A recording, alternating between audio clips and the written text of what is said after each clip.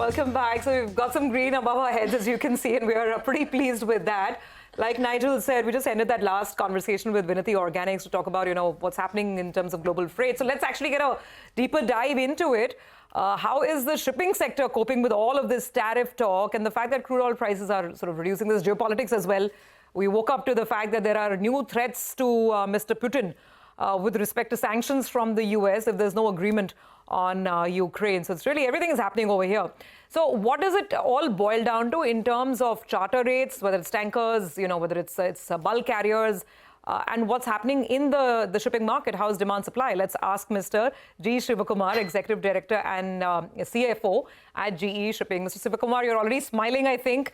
It's complex. It's a complex world, right, that you folks are navigating because there's way too much going on. So I just want to start with the basics first. Has there been over Q3 so far into Q4, has there been some stability or any hint of a recovery when it comes to basic rates? Just tell us how they've moved. I think, crude carriers were at about $30,000. That's the last figure we had. Is there any upward momentum at all now that Donald Trump is saying drill, baby, drill? Morning, Surabhi. Yeah, I think it's a little early to expect an impact from those statements. Eventually, hopefully, it will result in more export cargo of oil coming out of the US. For now, there's no impact yet. Again, it's probably a function of the oil price, and maybe they need a higher oil price to be motivated to drill more and produce more oil. For now, there's not much change in rates between the previous quarter and this one. Maybe marginally lower on average across all tankers. Bulk carriers are a little lower, again, but bulk carriers is more of a seasonality. Typically, the first quarter of the calendar year tends to be the weakest quarter. So it's been weaker than the previous quarter. Can you share some numbers, sir? So if you're saying tankers slightly lower, then how much lower than 30,000? And where are bulk carrier rates now? Some rough range to help us. So crude tankers are more or less where they were in the previous quarter, not very different. Product tankers are probably marginally lower. Bulk carriers are also a few, maybe $3,000 to $4,000 lower on average. Again, the big ships are much lower than they were in the previous quarter, the Cape-size bulkers.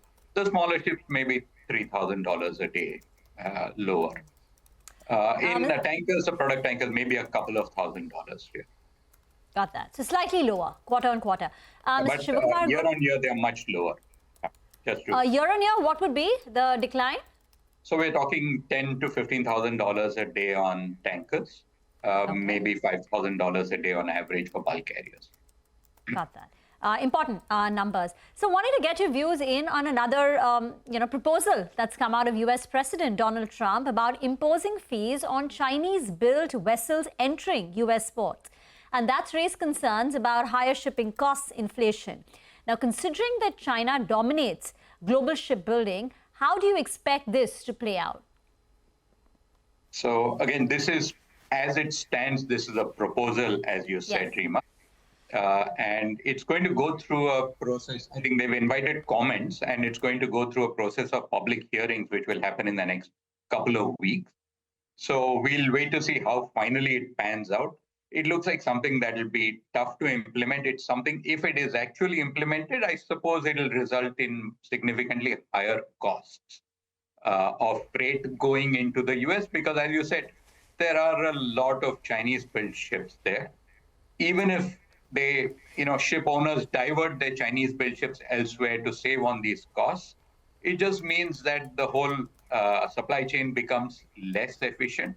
Less efficient shipping means tighter markets, higher costs. So net-net, this is one of those things that could potentially result in higher freight costs. Okay, potentially. But just, we know China dominates shipbuilding, but to what extent are we talking about? Do we have any numbers? On the current order book, I think they have a majority. They probably have 60%. The order book is mainly between China, Japan, and Korea. Okay. They have the majority. I think they have almost as much as Japan and Korea put together of the current ships under construction. So they have a very, very significant majority. Yeah. So it'll be a significant impact. And I know now it's a proposal, but do we know what's the extent of fees that the proposal entails? Yeah, it goes up to $1.5 million per ship per port call as it stands, and which is a very big number, really, which is proposed. And the enforcement is going to be tough because it depends on several factors, including how many Chinese ships the company owns, how many Chinese ships the company has on order. It's a complicated thing. Indeed. But do we have have you all thought of any kind of contingency, any plan B in case it gets implemented in any form and shape? May not be $1 million, $1.5 million in terms of fees. But what is the thought process on how will the company navigate this headwind? So a pretty small portion of our fleet is actually Chinese built. Most of our ships are built in Japan and Korea. So we only have 5 Chinese built vessels, really. So it's not, all you can do is to avoid putting them into that trade, because then it just becomes more expensive. So we'll just have to, if it comes through, we'll have to see how to trade those ships. And as I said, as soon as you introduce this new condition into the trading patterns, everything becomes less efficient, which means that just ships make more money when things become less efficient. All right. Hi, Mr. Shivakumar. Good to see you. And as always, the last time we chatted, we were talking about ship pricing going down by, I think, 15% or thereabouts. But at that point of time, you said it's not yet attractive. Now you have a clean balance sheet. How do you navigate things? At what time do you decide that it's time now? You need to put that cash into works and, in fact, buy some ships. That time has not yet come? Morning, Nigel. Yeah, the time has not yet come. The prices are where they were when we last met a month and a half ago.